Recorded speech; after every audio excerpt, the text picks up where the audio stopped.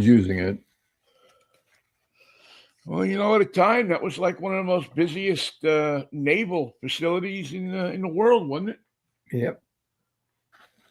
I mean, they were running ships in between there and there Midway. and the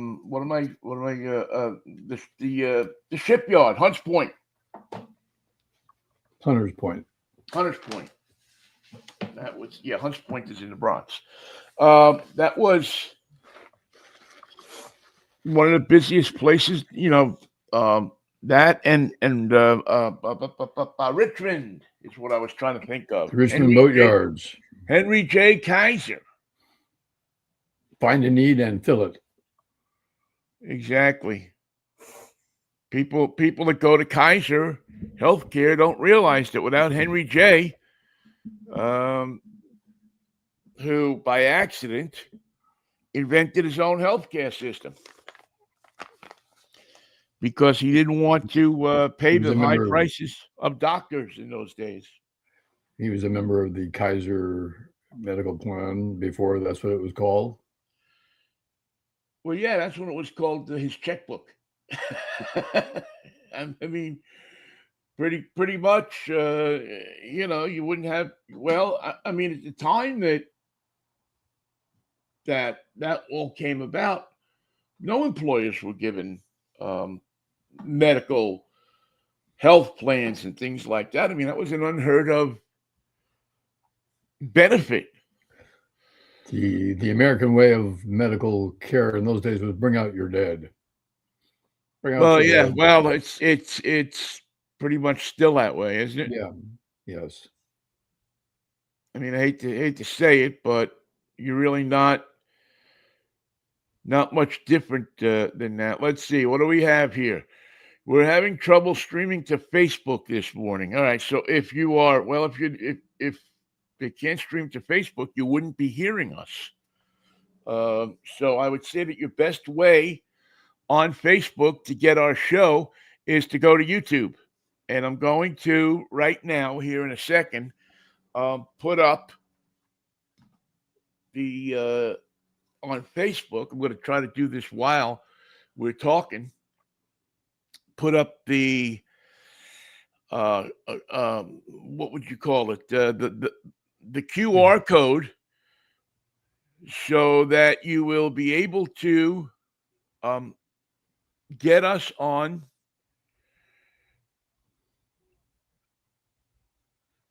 YouTube.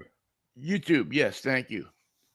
And I would really suggest that you try to get us on YouTube every day, that you forget about Facebook and just go to, I know Facebook is a nice reminder, but the reality is that the best way to get us is just go to the YouTube channel and find us there. We put a QR code up, and I know it's getting out on Facebook, so I'm not going to worry about it as much because my stepmom just sent me a notice saying that she's watching. So we're in good shape. And we thank you for that. But we are, what was I looking for? Yeah, that, it is a, anyway, how was your time off, Michael? How was your weekend? How was your... A lot of baseball. Bo, my grandson, was playing in a tournament,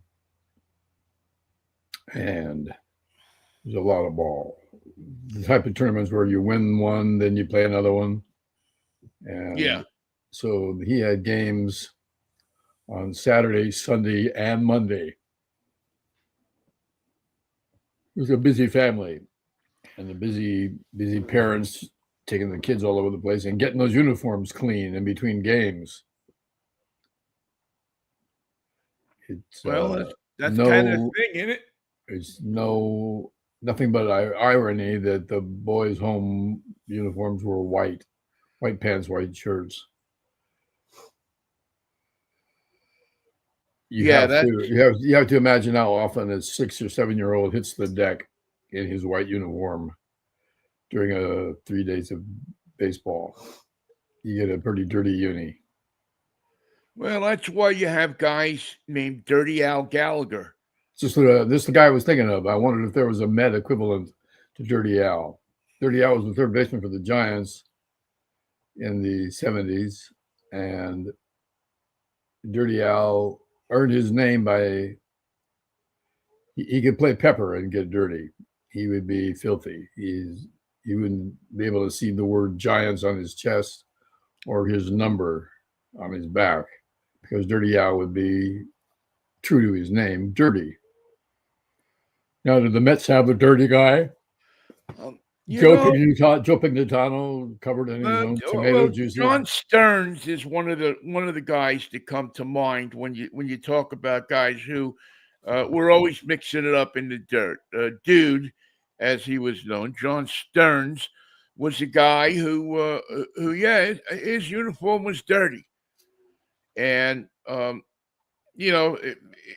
the late 70s and 80s, I could safely say that there probably wasn't a lot of Mets getting their uniforms dirty. It's because they were big city kids who wanted to look right? No, it just weren't, they weren't a good team. No sense in getting your uniform dirty if you're not going to be playing good baseball. And they played horrible baseball. They were a bad team. Giants are emulating your Mets now in the very same way that you're talking about. We don't have anybody with a dirty uniform. And I think the last 15 games we've won 8 and lost 9, something like that. Yeah, not inspiring. It doesn't look like it's. From what I've seen of the Giants and just kind of, not following every day, just some cursory looks at stuff. It doesn't look like there's a lot of life there. Not inspiring. Yeah, it just doesn't seem like it's got anything, there's just anybody that. One of the bad things about the Giants is they swing at everything. I was delving into some numbers on walks and things yesterday, and that's a team that doesn't know how to take a walk. I think, I may be wrong, but I think they have the least number of walks in the league. Yeah, I believe so. And they just swing. It just seems like they swing. It seems like they got a bus to catch. When is it a crosstown bus or something more? Well, my favorite coach in the entire world, that I personally had interactions with, was Mr. Phil Favicchio, from the Silk Sox Boys Club in Astoria, New York. Phil Favicchio was our coach, and when you would get up Mr. Favicchio, Mr. Phil, as we called him, was not much for instruction, he wasn't a baseball guy. He was a mail carrier whose son was on the team, and none of the fathers wanted to volunteer to fill out the lineup card. So Mr. Phil was the manager, and Mr. Steve, I believe it was the as evidenced by the fact that they didn't even want to be called coach. Anyway, Phil Favicchio's favorite thing to yell out of the dugout when you would be a kid and get up there and you were trying to emulate the big leaguers. So you'd get in the batter's box and you'd swing at the first 3 pitches you see. And there would always be Mr. Phil screaming, "What are you trying to catch, a bus?" And you knew to slow the pace down a little bit. Step out of the box. Don't let the kid throw a couple of pitches at you, and the next thing you know, you're in an 0-2 count. Not that the kids that were 11 years old were thinking about that all that much, but it was um, certainly on his mind. And One of the aspects of these 6 and 7-year-olds playing ball is that they too will swing at bad pitches. One way to get around that is make them take the first pitch. Nobody swings at the first pitch. Watch the ball. Look at your stance. What would you have done if you had swung at it? Where is that ball located?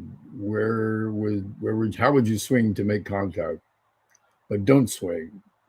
Surmise the situation.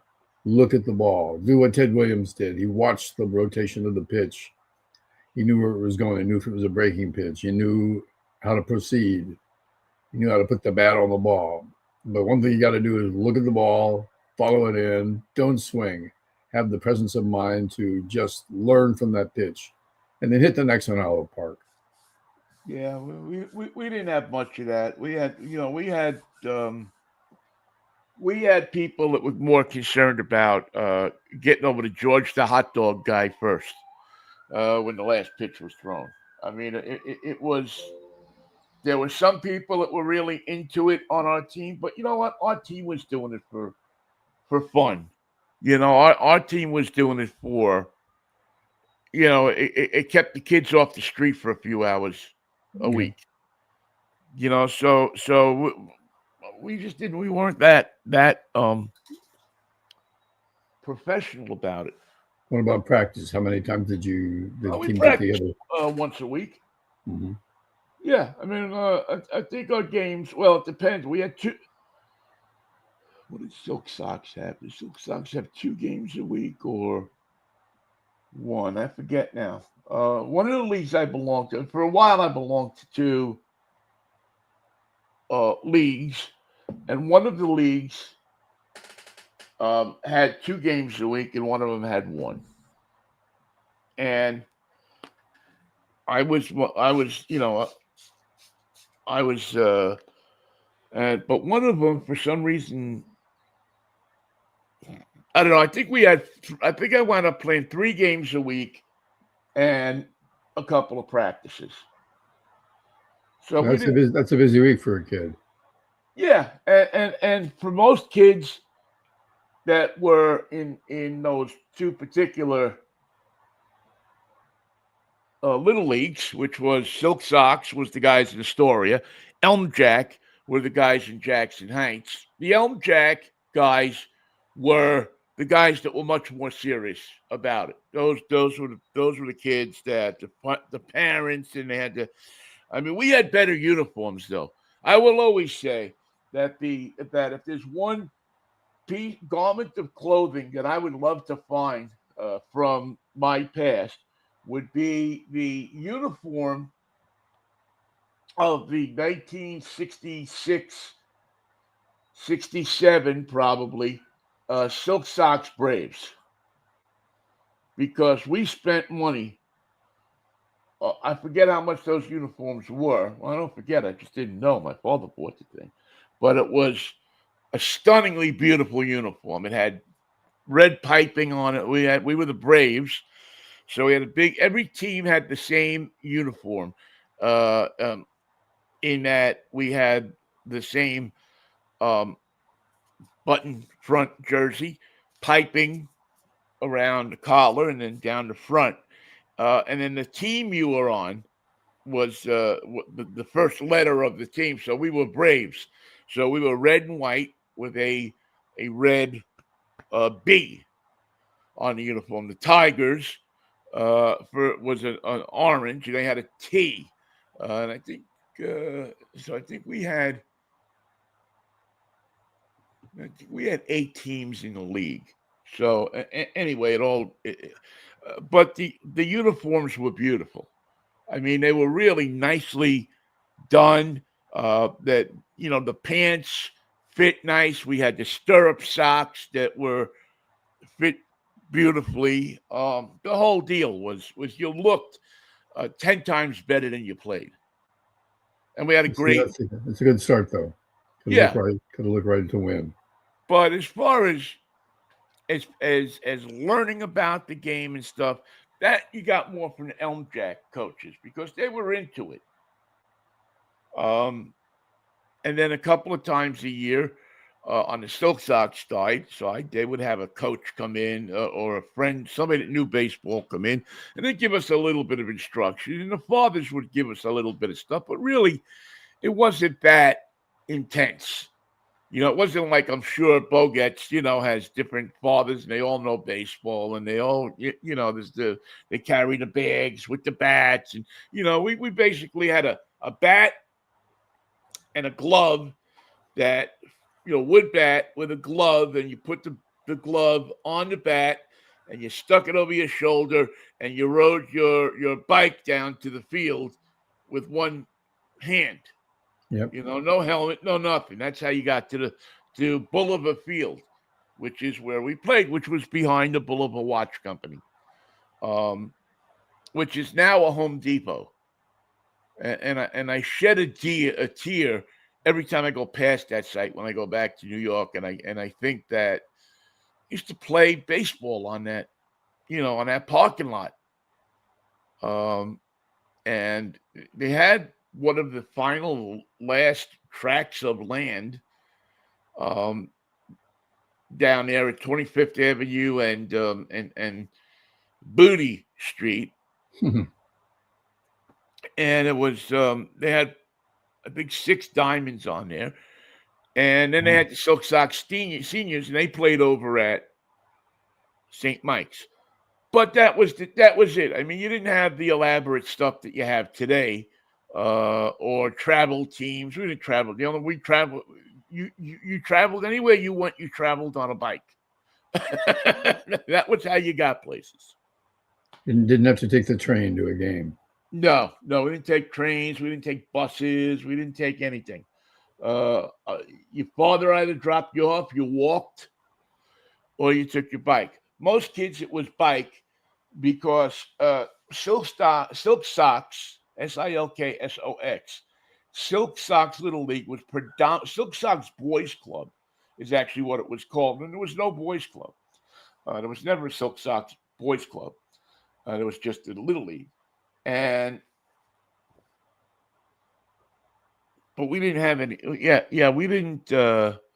It wasn't. But yet it was a lot of fun. We just had fun. We just went out there and played and just had a good time. Went to a couple of Mets games a year with all the kids. We went as a Little League, and I remember one year kids went to the. It's in the upper deck with the midget Mets, and we all brought Spalding balls that we could throw down onto the rich people. Watch the balls bounce off of people's heads. Billy Ushers came and threw us out. But it's a different thing now, and I suspect for Bo, it's a lot more serious. There's a lot more money invested, a lot more time invested. I don't know which is better. I think it's best if you can say years later that you had fun. I think, that's exactly it, Michael. Because there are some teams that are winning teams that are not a pleasure to be on because of the attitude or the pressure or the insistence that you be a winner, that you be error free, that you only produce wins for the team. Yeah, that's no way to be 7 years old. Yeah, and I've seen my godson, nephew, was on some teams like that, and I distinctly remember when it stopped being fun for him, because we had a long talk about it at the time, and it really kind of broke my heart a little bit because I love baseball so much, and I wanted him to have that same feeling about baseball. And he did for a long time, but I think just the idiot coaches, peanut gallery, turned it into a chore. A hostile environment. Yeah, turned it into something that shouldn't have been. And I think that was always, to me, always sad, because I think, and I suspect he wasn't the only one that All in the name that, of winning. yeah, that it's all about that.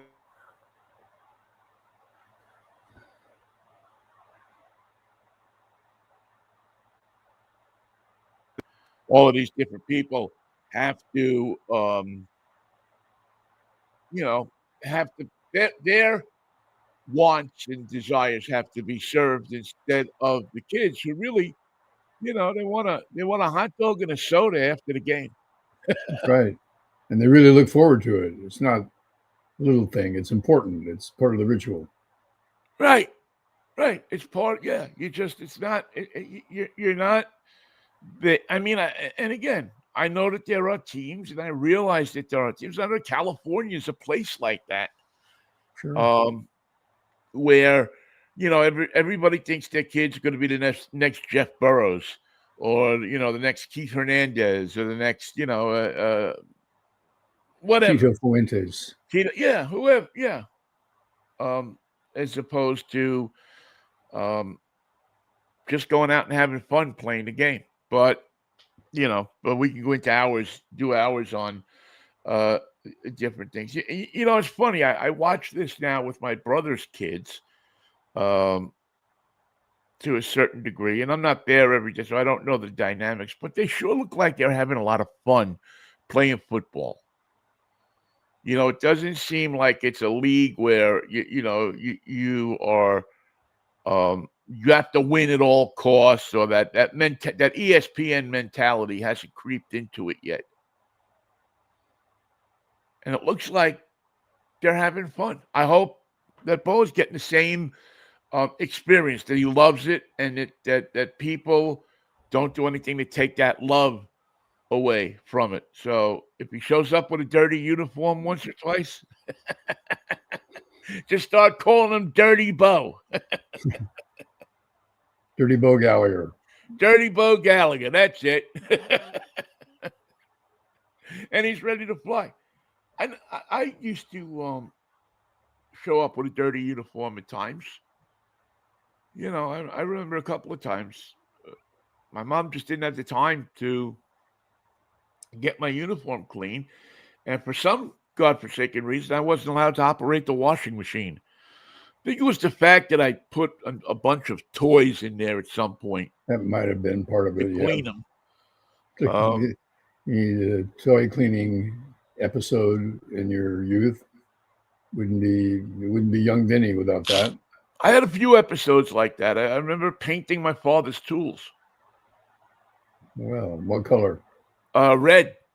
Yep. He made the mistake of bringing some red paint down into the basement and leaving it under the workbench, and his tools on top. And I don't know, 4-year-old Vinnie figured out how to open up a paint can, and I thought I would do Daddy a favor and paint his tools for him.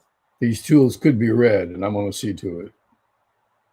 Well, I saw that the one pipe wrench was red, and I said, that looked pretty good. Maybe we can make all the tools that color.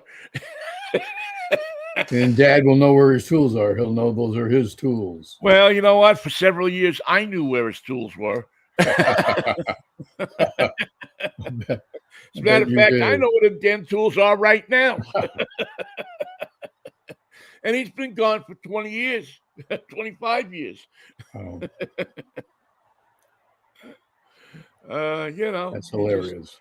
You come up with this kind of stuff, and so you followed baseball around all weekend, and the kid can hit. So he got some hits. Yeah, I'm proud of him. His ability with the bat. In fact, before he was on a team, you could just see playing with him in the backyard that he had the swing. He had that natural swing. He had a natural golf swing and a natural baseball swing. And it's quite impressive to see him know that he's going to go up and get a hit. He's got confidence and playing first base. So we got a first baseman power hitter on the team, Ben. Nothing but awesome, man. I mean, that's a great thing to for a young kid to go and have a good time while he's playing, and look forward to getting those hits. I mean, I don't, listen, I don't know that there's a better feeling for a young man until you have sex for the first time, of getting a base hit. Yeah. I mean, it really is when you're that age, and somehow you sneak that ball through the infield and it rolls out there into the outfield. It's quite a feeling. They don't have to tell you to run anymore. You figure it out. After you hit the damn ball, you run. Yeah, once you connect make that connection of the crack of the bat to your to personal put yourself in responsibility. motion. Yeah. And you figure out how to untangle your feet from the batting stance to the running, and you're moving up the line. Whether you're moving up fast or slow, it doesn't matter.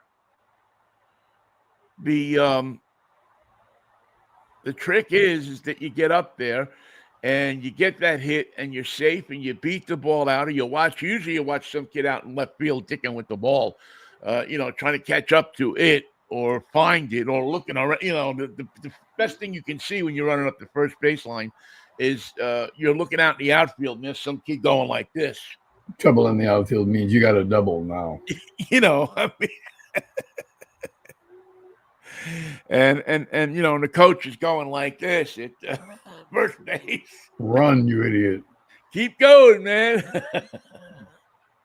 And you make the turn, I don't know, a quarter mile out into the outfield.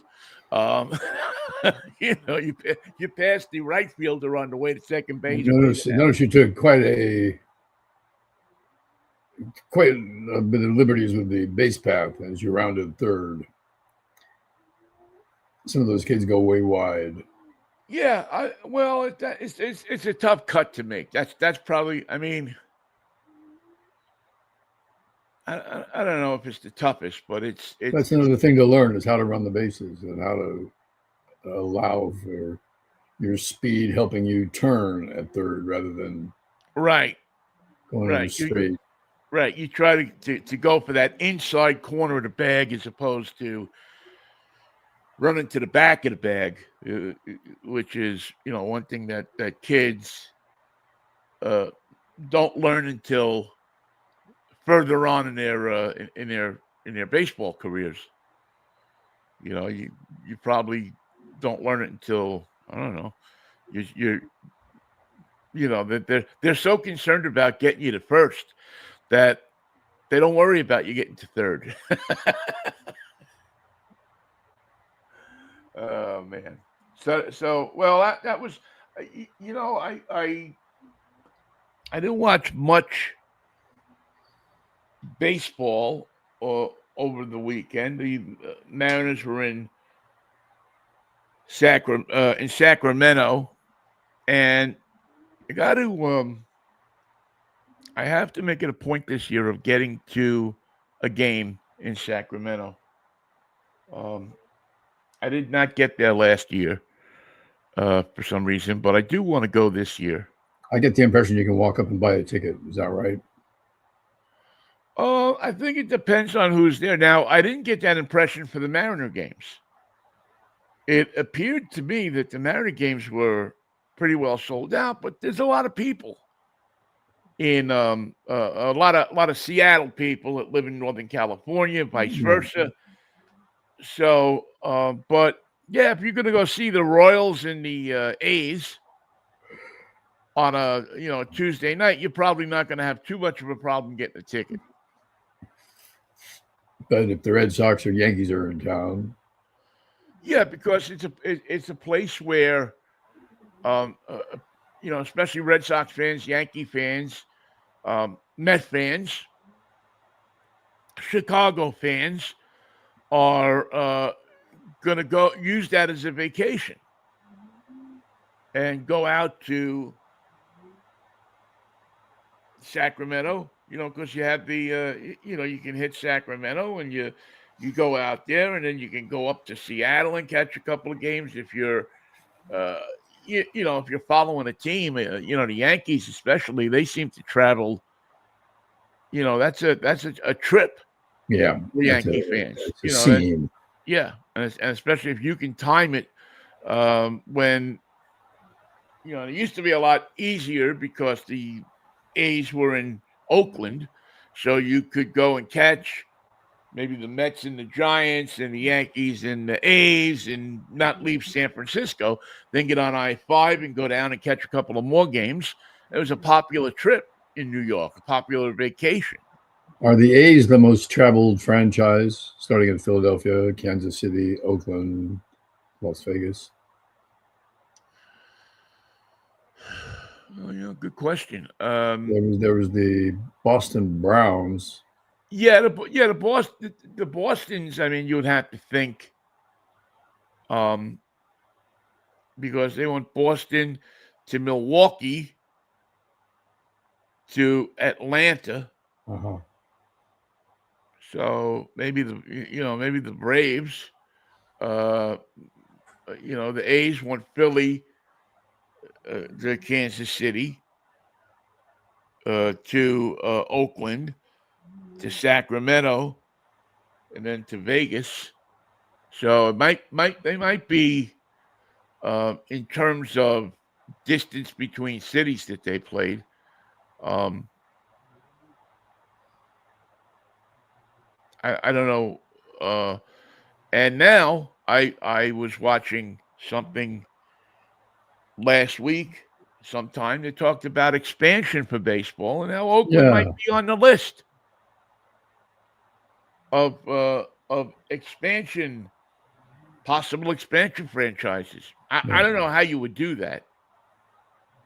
I think it's just I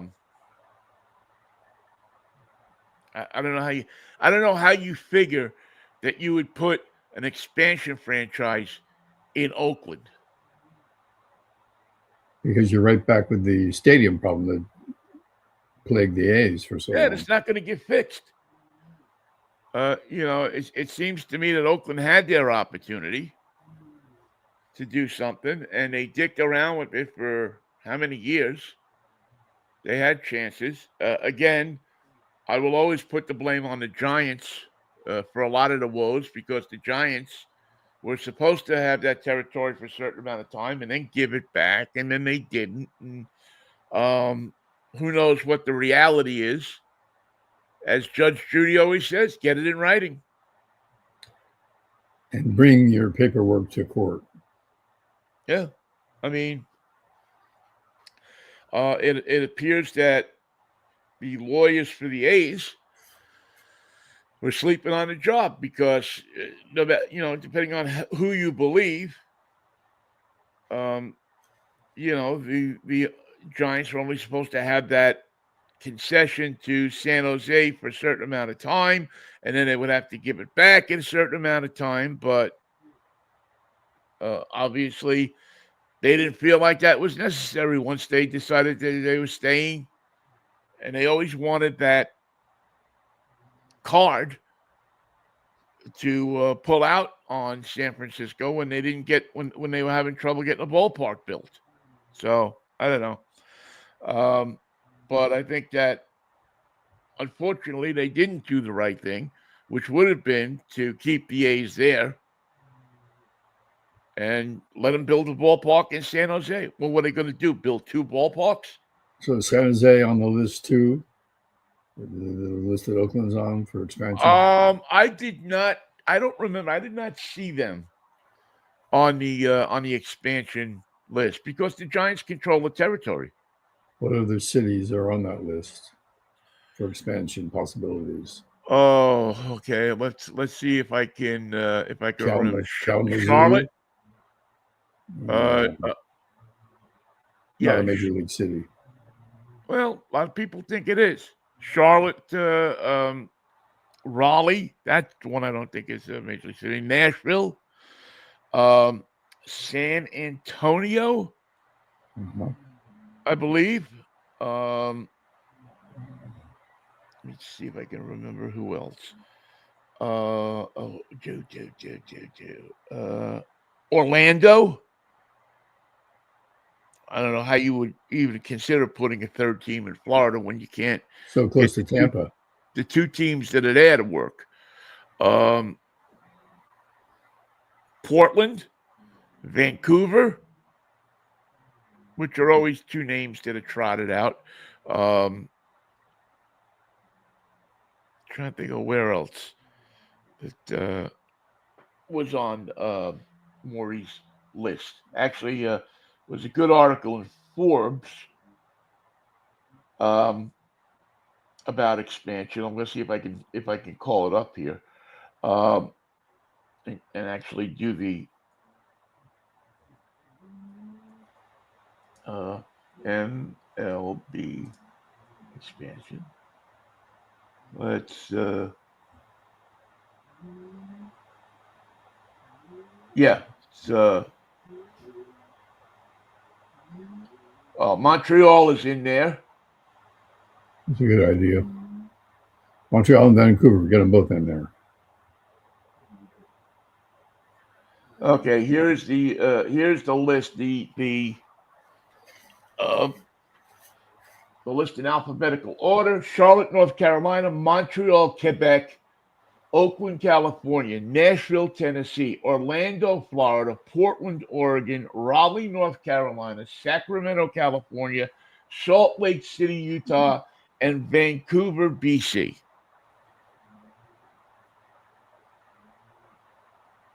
So, and they would have to come up with one for the East, one for the West. Well, that's another thing. Is are they going to realign Major League Baseball so they wouldn't necessarily have to have one in the East and one in the West? I think that you know what, it's going to come down to, I think, who puts up the billions of dollars. I don't know that it would make sense to have one in the East and one in the West. That would make the most sense. The baseball doesn't always make sense. Yeah, I don't know that it would really geographically matter to baseball. I think they want to get the cash. They want to get the money while they can get the money. And as Sid Caesar said in Vegas Vacation, the money, the money, the money, the money, the money. I mean, I guess out of all of these, in case you think it's about baseball, it's not. It's about money. No, it's about the money. Out of the 10 cities listed here, I would say Nashville is probably the number one favorite. That makes sense. Yeah, I think as long as those uniforms say Nashville on them, not Tennessee. Yeah, they're making the Tennessee Titans, whatever the hell that is. Yeah, no, no Titans in Tennessee. Yeah, let's not try that. I would probably go Nashville is my favorite. Salt Lake City probably has a pretty good chance, except I wonder in a place like Salt Lake City if there's oversaturation of pro sports teams in the market. They now have a basketball and a hockey team. How much money is there for pro? It's not a $2 ticket anymore. It's expensive. And they have to be called the Bees. Be nice. So I would go. I would probably go here. Nashville, Salt Lake City. I think that there is Charlotte probably third, Montreal probably fourth, I don't know that I really see Portland get the team. I just think between the Giants and the Mariners, how would you let that happen? No room. I mean, really, how would you let that happen? If you were the Giants or the Mariners, how would you say it's a good idea to put a team between those two cities? What about Vancouver, BC? Is it too close to Seattle, or is it a natural rivalry that should be taken advantage of?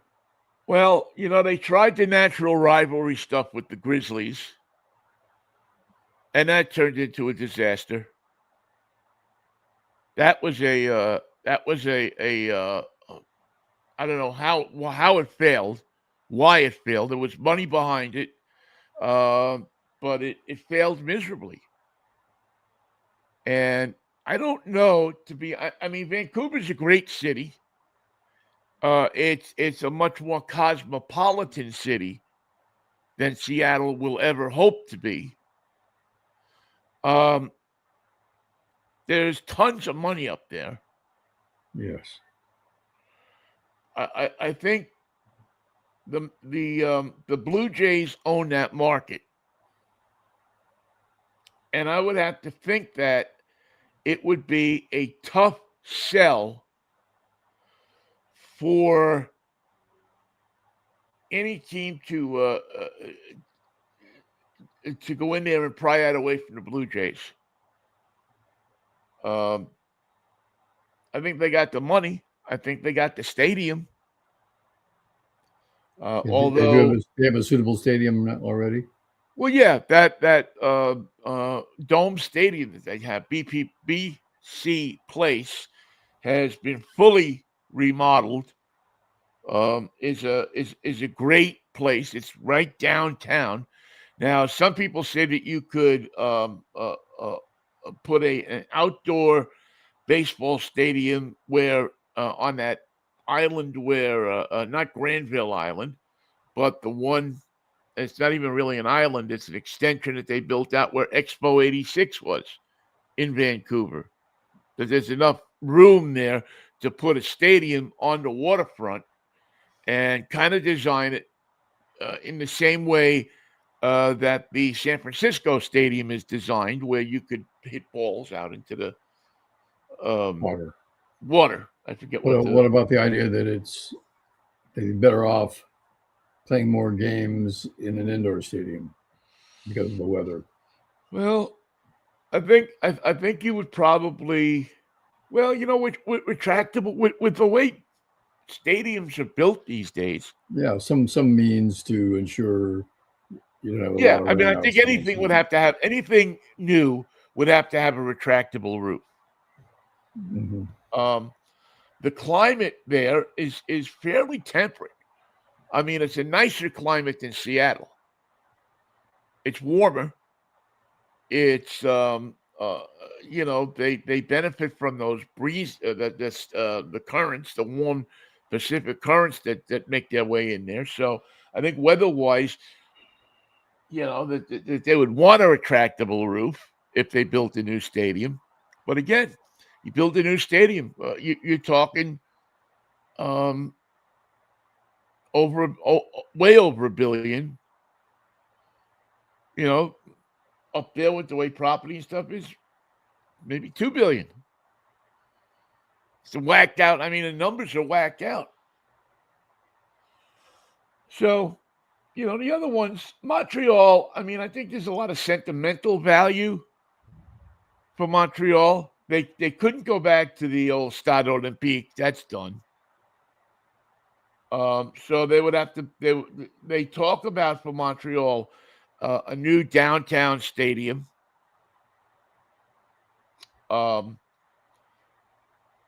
Jarry Park is still available. I mean, it's still the structure of a stadium is still there. I think they use it for tennis now. But the bare bones, the swimming pool is still there. That was out in right field. that I believe Willie Stargell has the most balls hit into that swimming pool. I'm pretty sure that Willie Stargell. No statue for Ron Fairley. You know, yeah, don't even get me started on that. I think that's such a bullshit thing that Ron Fairley didn't get honored by the Canadian Baseball Hall of Fame. I mean, when you think of what Ron Fairley did, for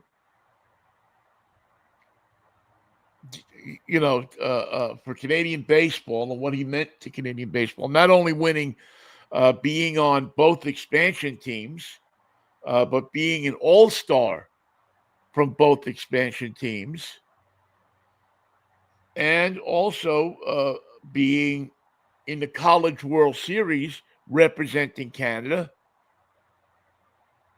I mean, but for whatever reason, and believe you me, I mean, I tried to talk to people up there to get them to put him in the Canadian Baseball Hall of Fame, and they didn't do it. They were just too, and they were smug about it. So I don't know what the problem was with Ron Fairley and the Canadians. So I don't think Raleigh is a contender. I don't know that Sacramento is a contender. I don't see it. You know, I just don't see it. But yeah, if you were to say to me, I guess it would be 2032.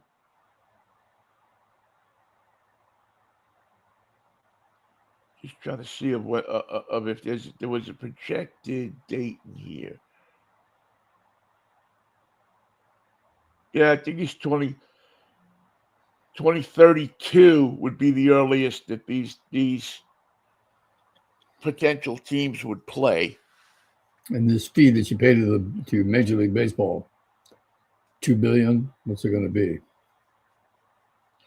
Yeah, more. 2 to 2.5 billion probably. I think that's the number you're going to have to. So you have to come up with 2 to 2.5 billion for an expansion fee, 1 to 2 billion for a ballpark. I don't know what the appetite is going to be for participation in a civic funded ballpark. You might get some infrastructure like Vegas. You might get them to build an exchange, a parking garage, stuff like that. Maybe a light rail link to a ballpark or something like that. Maybe a ballroom.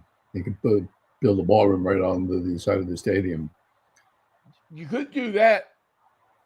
That would make that would certainly make your the idea there. Matter of fact, you move the whole damn White House next to it. Maybe they ought to put an expansion team in. By the way, speaking of sports, Howard, have you seen what they're doing on the lawn of the White House this week? Getting ready for June 14th. Is it croquet? No, not croquet. They are building a what is WCW? What initials is the ultimate UFC? On the White House lawn? On the White House lawn, yeah. Yeah, it's they're going to hold a UFC match. Trump likes that because it's fixed. You know he's going to win when you get out of the car in the morning. Yeah, you don't have to. You can bet on that. You can bet. You bet it's going to be the way I said it was. The guy who said I was going to win, he won. You bet against him. That was foolish, but we'll take your money. Yes, it's the UFC Freedom 250. I guess is the event.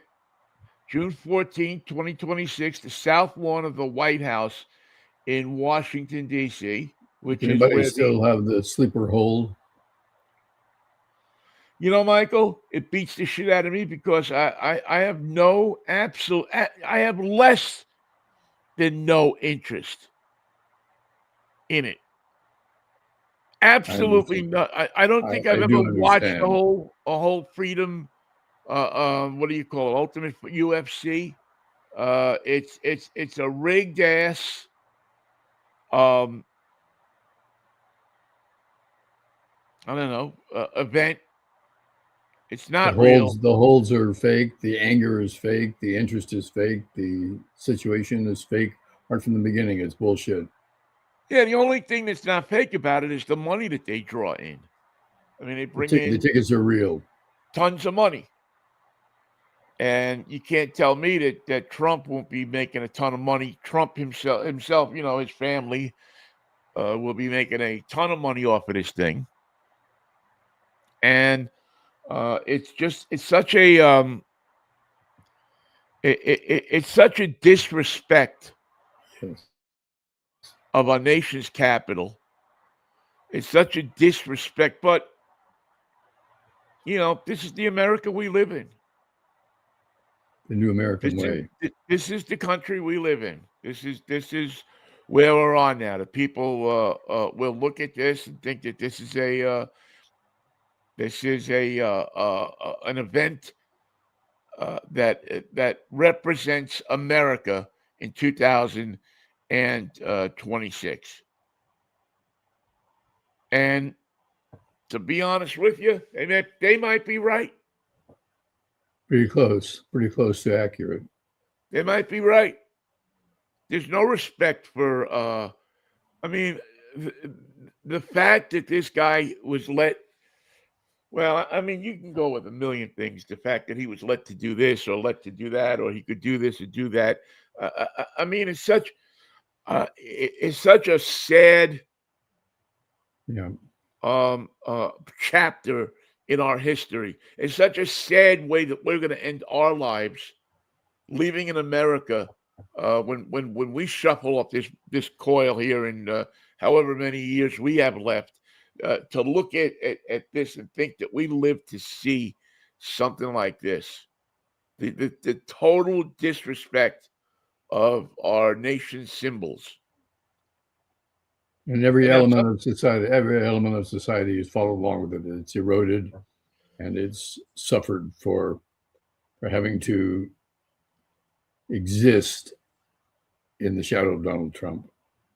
well, everything that's class, anything that's dignity, anything that's a sense of of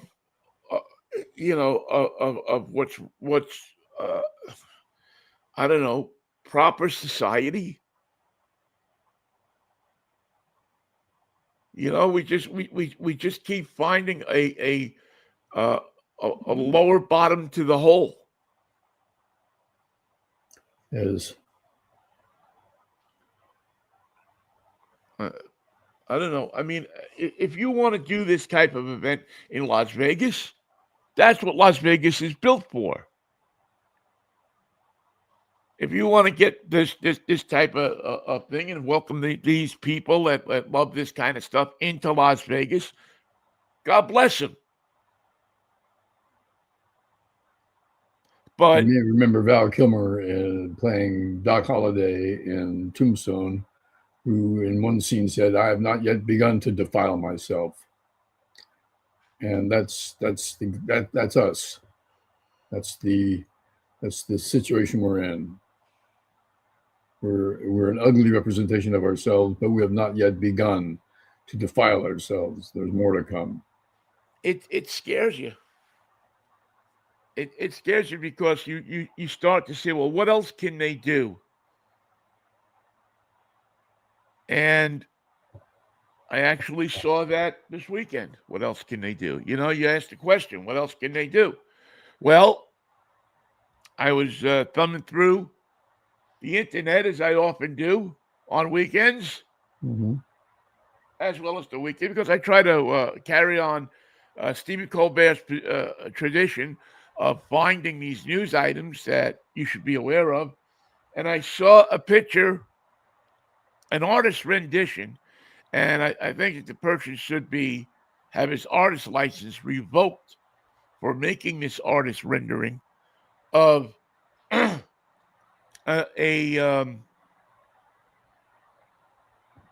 what would you call it? A one of the arches that Trump wants to put up in Oh, yeah. Washington. And when you go over the bridge that heads toward Arlington National Cemetery, when you Oh, look boy. at the Arlington and the tombs that sit there of people who sacrificed their lives for this country, the idea in building and putting Arlington Cemetery where it was is that when you would drive over this bridge, you would look at this piece of hallowed ground and you would remember what was given up so that this country exists. And this clown, this this human excrement of a president wants to put an arch between that view coming over that bridge and where those so that when you look at it, you will not remember the people that sacrificed. You will forever look at it and think of how this scumbag defiled our country, and will do it as much as he possibly can. He's not through until the day he dies.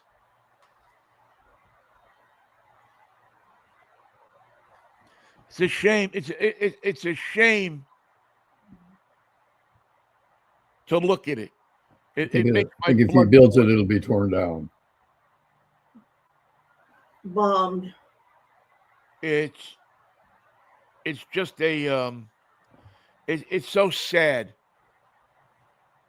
that a place of that's supposed to be the seat of our government, that's supposed to be where we remember people that gave up so that we could enjoy the freedoms that we have, becomes just a turned site into nothing but an amusement park.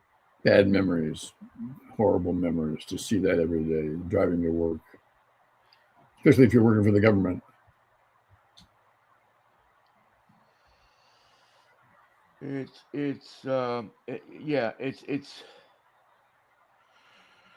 makes my blood boil.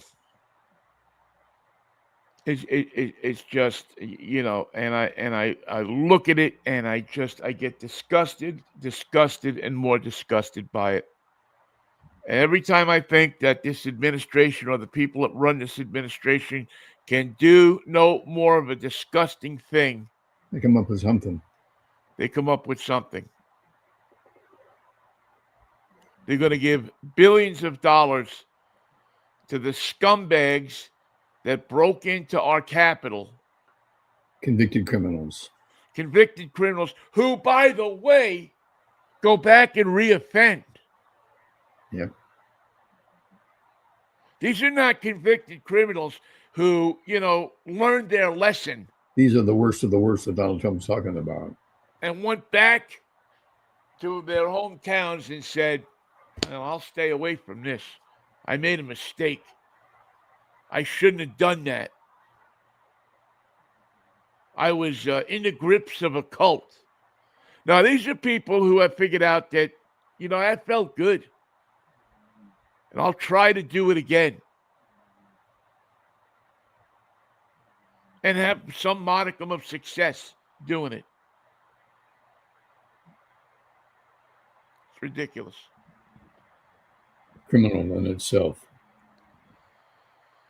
It's it makes you just want to find a place away from it all and go there. And let somebody else solve it. Let them I don't know. I know, Vin. It's disgusting, and it makes my blood boil thinking about it. So that's Well, that's coming close to about all I got for today, Michael. I think that that's the disgust and disappointment, and that's the word I'm looking for. The malaise that is covering everything. It's like a terrible sauce that can't be digested or eaten or consumed. It's on everything, and it has ruined this nation and our relationship with the world, economically, socially, psychologically, militarily, name any way you can. We have destroyed our reputation, destroyed our relationships, and did so willingly, purposefully, happily, thinking that there was no backside to it that we would ever have to pay for, we would ever suffer the consequences of. And the opposite is true. Everything we're doing is costing us in all those ways. And it's, yeah, disgusting. Enough of that. We both feel the same way about it, and we're not alone. Yeah, going to take a lifetime of fixing it to get it right. Yeah, and there'll have to be smarter people than me to figure it out, because I'm I'm starting it. When I saw this thing on the White House lawn, when I saw this this joke, Wrestling. When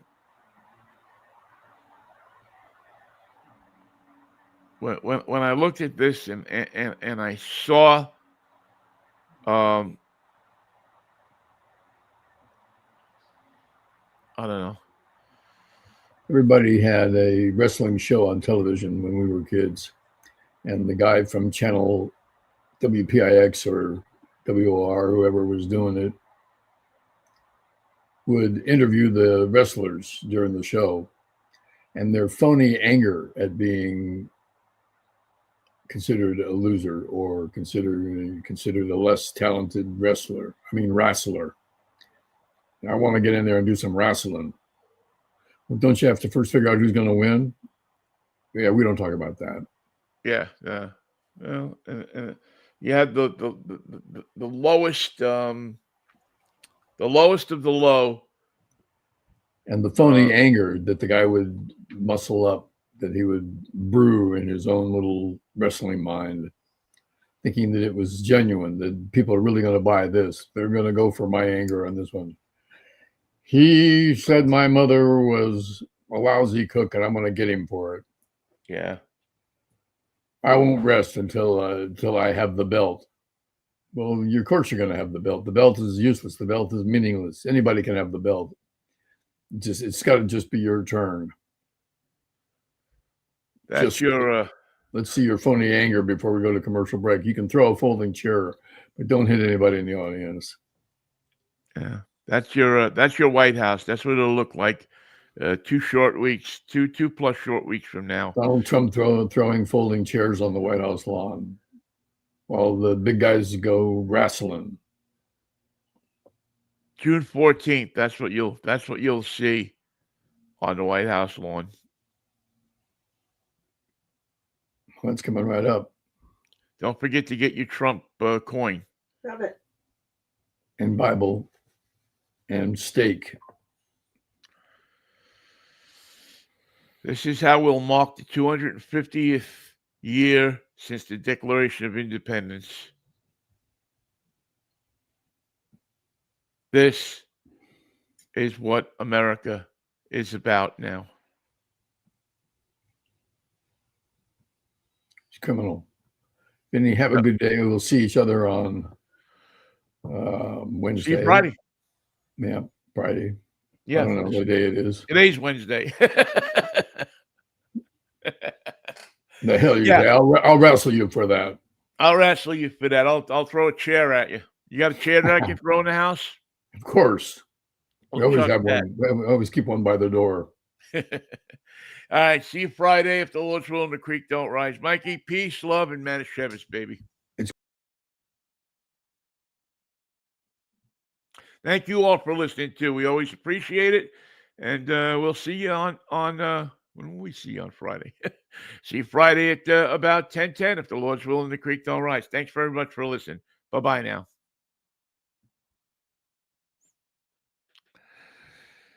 Ay, ay, ay, ay, ay.